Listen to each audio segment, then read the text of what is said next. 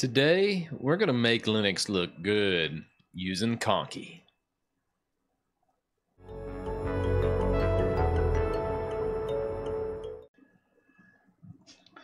So when it comes to Conky, I've actually done like a 2-hour live stream when I first downloaded it and just kind of tried it out. I wanted to kind of get feedback real time from the community on how Conky works, what it looks like, what it feels like for a new user. So if you want to check out that live stream, you can. It is roughly like 2 hours of me hacking around, just kind of learning the basics of Conky. And I will say this much about it. The conclusion of Conky is it's a bit of a hacky solution, meaning you have to customize a whole bunch of stuff, and all of the Conky RC files that everyone writes are always a little bit different. So it's kind of hard to understand like the syntax and those types of things when it comes to Conky. Furthermore, Conky works better on some desktop environments than others. And as anybody that follows the channel for any period of time really knows, I love KDE as a desktop environment because it has more of that Windows look and feel that I'm so used to. However, if you are using a different desktop environment, you're probably going to have a lot easier time than me. So I just wanted to get that out of the way. But I am going to be using KDE for this video just because I wanted to show you my settings. I went ahead and looked all over the place for all the Conky widgets and files that everyone uses to make all the stuff on like Unix porn and all the really awesome sites where you look at a Linux desktop and you're like, I'm envious of this desktop. This desktop is fantastic. And what I wanted to do is make one universal all-in-one widget that pretty much anyone could use, and it would show a lot of useful information, not over information, but just kind of what you need to know, like, hey, how much space is left in my drive? What's my IP address? What type of processes are going, or what's the top 5 processes? And then how hard's my computer working, and how much memory I have. Those are like the basics of any kind of widget you put on there to kind of see what's going on with your system. And why I like Conky is because I've made kind of a universal widget that should work on pretty much every desktop environment. But I wanted to walk through all the changes I've made. I found an all-in-one widget from Acro Linux that they have built and designed for, I guess, the past couple years. They constantly are updating. But I went ahead and took this and kind of made a lot of modifications to it so you can install it pretty much anywhere and it'd be very easy to do. Also, like the Conky startup file I found was a little bit unreliable, so I rewrote the actual startup file so it should be a lot more reliable. You can use it in startup scripts. You can also use it in like a profile.d if you're running a systemd type system, which probably most of you are. And I want you to just kind of be able to drag and drop that startup script, always have Conky start up when your system boots. So I went ahead and made all these modifications and created a GitHub project specifically for this one widget, just because I think most people, it would cover probably 50-60% of you. And I wanted to at least get it to where you can just sit here, make the modifications, and then have a really awesome heads-up display. And I'm going to show you how to kind of customize some of the coloring, and then also as far as like the background, shadows, changing your Ethernet card, which is needed, changing your hard disks so it'll actually register your proper hard disk, you know, whether it's your main drive. If you only have one disk, you might want to just go ahead and chop out the rest of these drives so you only have that one and you don't have a bunch of real estate being taken up for a drive that you obviously don't have. So let's get into this video. Let's go ahead and jump into the customization and onto the desktop. So I've actually already installed Conky here. It's something that, like I said, is a bit hacky. So we're going to go ahead and get into this. This is the folder. By default, it's your home folder .conky. So it's hidden from your general listing. So just remember, if you're going in here, I'm using Dolphin on this actual file explorer. It's just my user and then .conky. So from here, I'm going to go ahead and open up a terminal.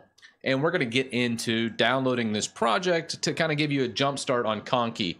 Now, obviously, they already have some stuff like Gotham. If you're just wanting a clock, I'd probably recommend just enabling the Gotham widget here that comes with Conky. It's very good, very customizable, and just gives you that nice aesthetic widget. But I went ahead and kind of took the actual font files from the Gotham and put them into this widget because I really do like how it makes the clock look.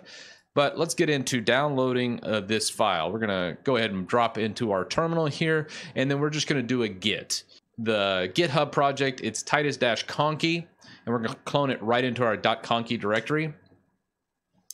And from here, I'm going to close out. We're going to go into here. I'm only going to grab these two files, the .pngs, just to kind of show you what it looks like.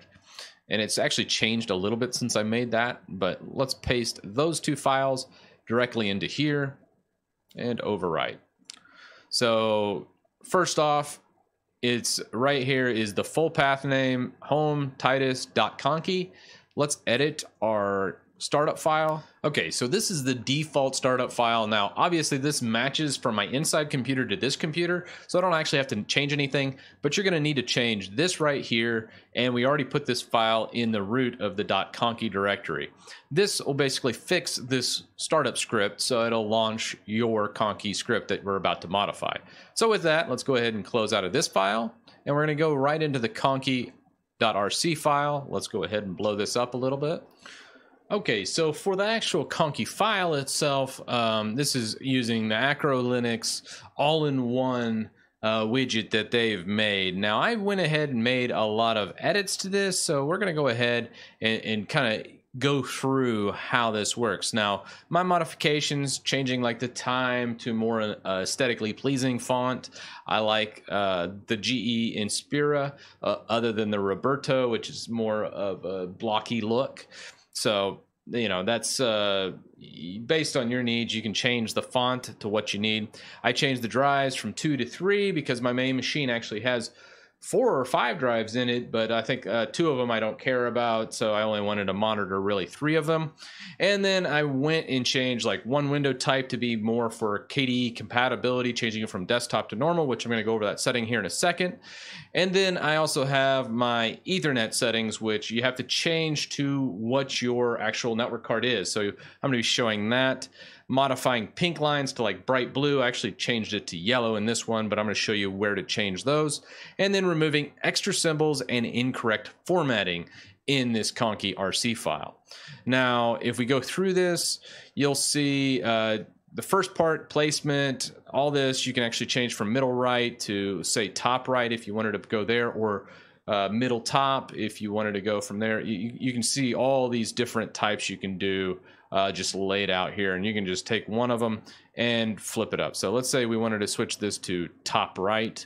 We can easily go copy and then just kind of paste that in there instead of doing the middle right. And if we save it, it should update real time here. Yeah, and there you go. It pushes it to the top right. So you can do different placement here and then change the gap and minimum heights to different things depending on your needs. But this is just placement and overall look and feel. So you kind of have to fiddle with this a little bit. I like to kind of edge my window like this and do real-time edits once I know where it should be on the screen, and then just simply save and it auto refreshes, which is really, really nice. Graphical, I don't mess with anything out of here. Textural, I don't also do anything out of there either. Windows, there's 3 main lines I want you to pay attention to here. The first one is the ARGB value. You see how it has kind of like this outline, this block outline. Well, if you didn't want that and you wanted full transparency, you can just change this to 0 and it'll go ahead and make it like this. Now, since it's doing real-time updates, you get some artifacting while a lot of those graphs get pushed off the screen. But you won't get that on startup. You won't get that if you killed the process and relaunched it. I'm just going to go ahead and leave it and you'll see it disappear.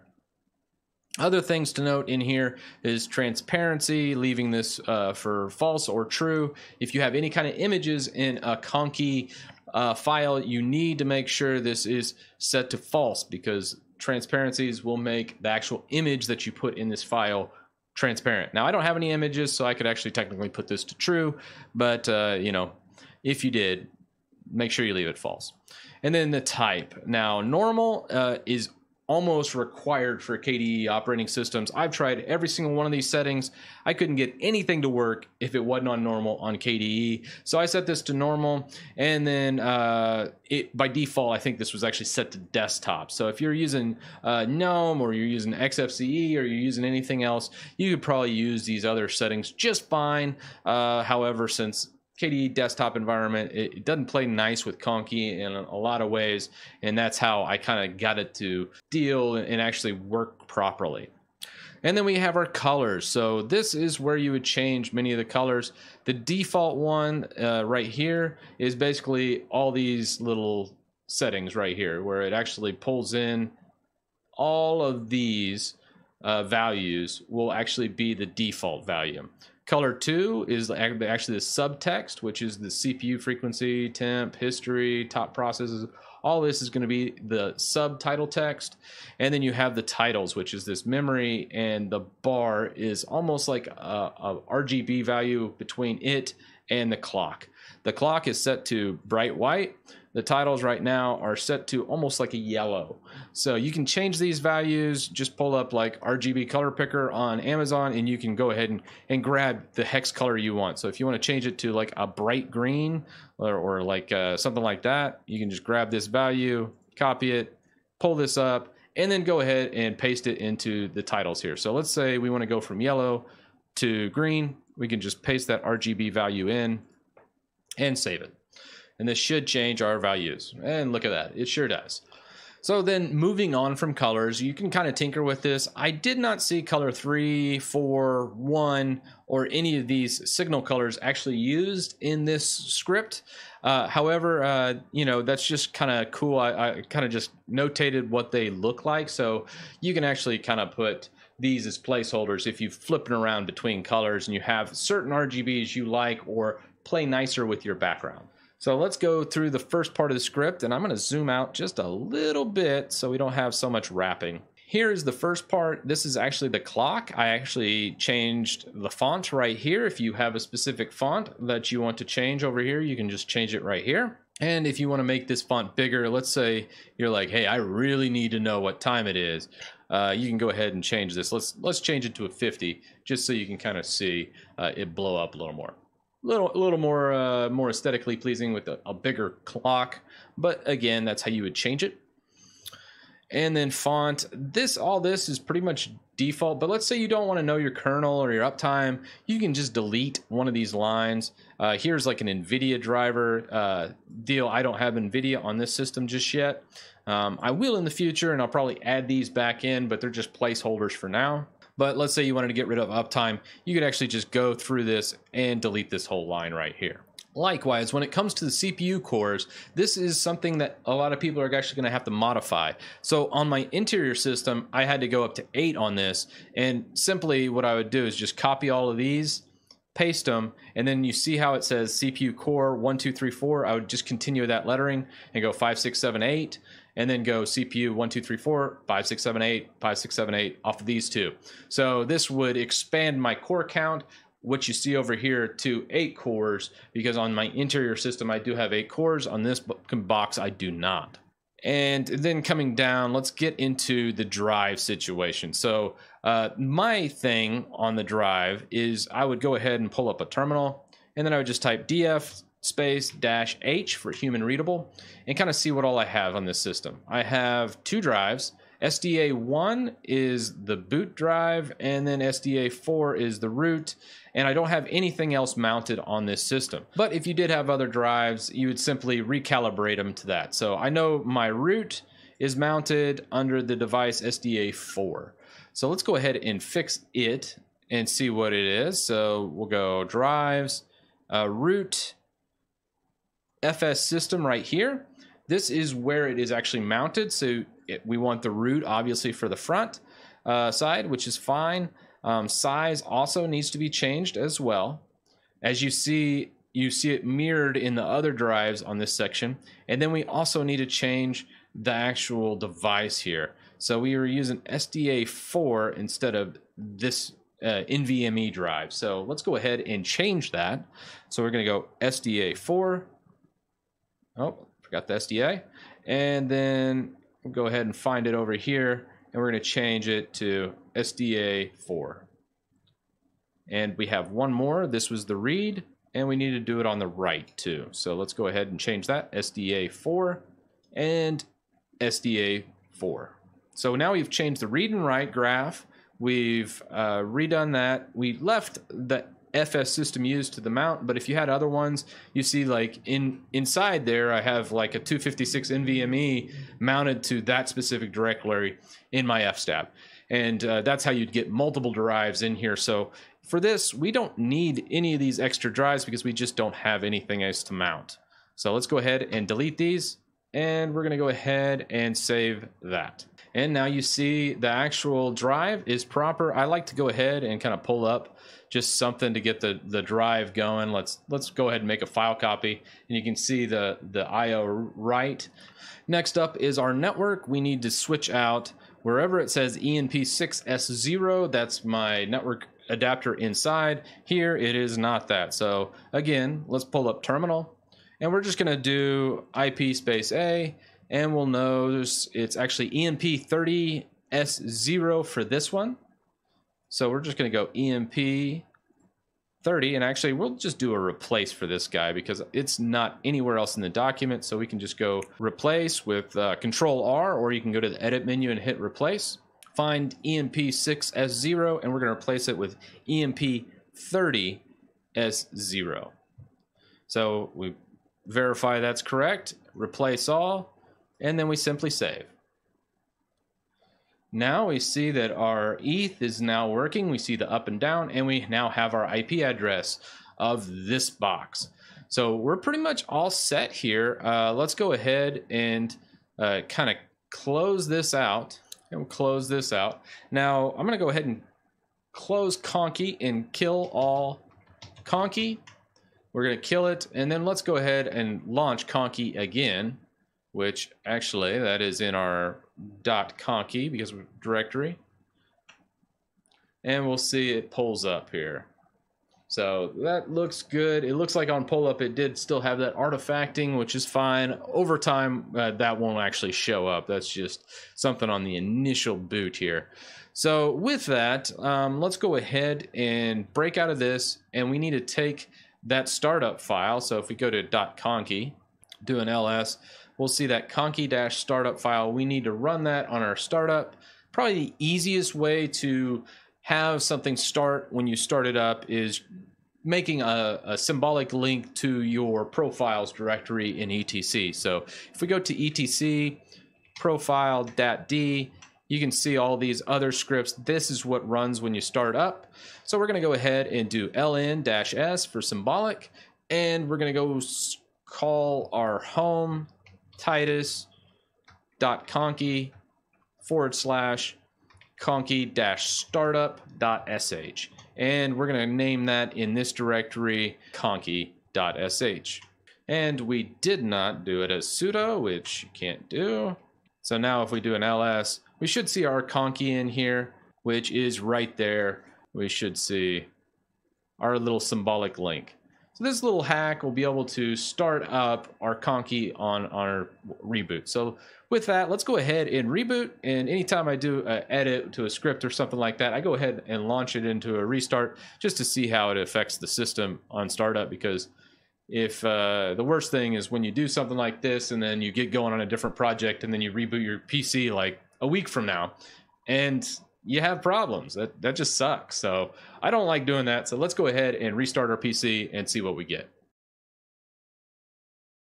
And there we go. Go ahead and start it up and pulled everything in. So we have all our settings up on the right hand corner, as you can see. Behind my ugly mug, some other stuff, but nothing of consequence.